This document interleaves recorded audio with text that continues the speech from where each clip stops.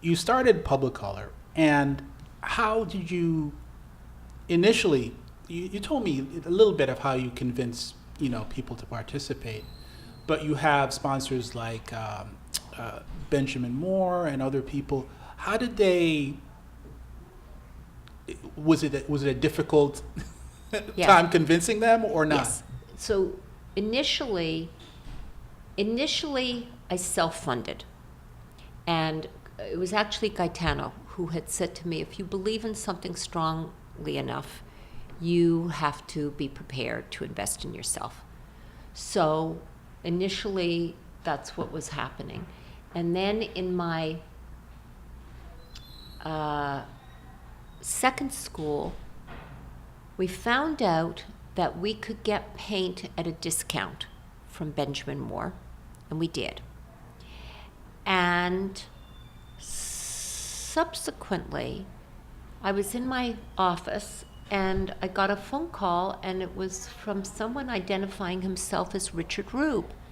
And he says, I'm the CEO of Benjamin Moore. And I almost fell out of my chair. And he said, I'm very impressed with what you're doing with our paint. And we would like to donate paint to you. Now, is this something that someone else brought to his attention, or is it? Do you know? I don't know. I have to ask him. I'm going to see him next week. I'll ask him. But so, I mean, what an incredible gift their paint has been.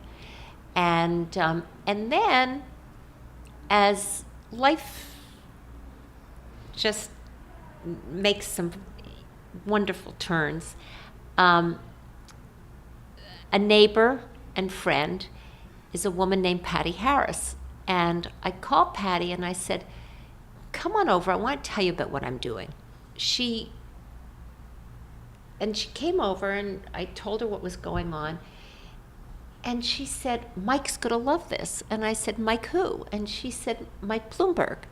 So I said, I don't get it. She said, well, I work for Mike. And I said, yeah. And she said, Ruth, we can help. We can sponsor something. And I thought, oh my God, this is the beginning of fundraising. Right. And what was amazing was after Mike Bloomberg got behind us, we had much greater credibility with other corporations. I thought you had that credibility with that other gentleman. With funders, with other corporations. So even with Benjamin Moore in the initial... Wasn't enough. Mike was so respected.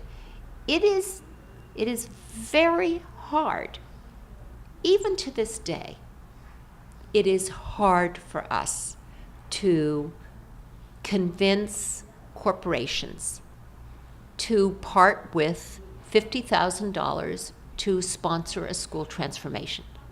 $50,000, which is a drop in the bucket of their marketing budget, their PR budget. Right, they spend much more money on bathrooms. Yes. and we're painting all the public spaces of an entire city square block, 4 to 5 story school building. For $50,000. For $50,000, and changing the lives of a number of students who are painting with us. And I will tell you that even to this day, it is a challenge. You mean sort of getting funding? Yes, and we're blessed. We've got some wonderful supporters. A lot of corporations love the employee engagement aspect of working with us. On Saturdays, we are inundated with corporate volunteers who paint alongside our students and informally mentor them by talking about their jobs and the education they need to do their work. And what's fascinating is an educator told me that research shows that it's these high-level conversations that are more indicative of better performance at school than family income. Yeah. And in fact, we won in the year 2000. In the sense that these projects that you're doing are sort of, you're building a community. Yes. In an inner community within the school. Yes, yes, Okay. but not only that, when these volunteers talk about their jobs and the education they need to succeed, they're building incentive for our students to stay in school and graduate, and then to think beyond high school, to think college.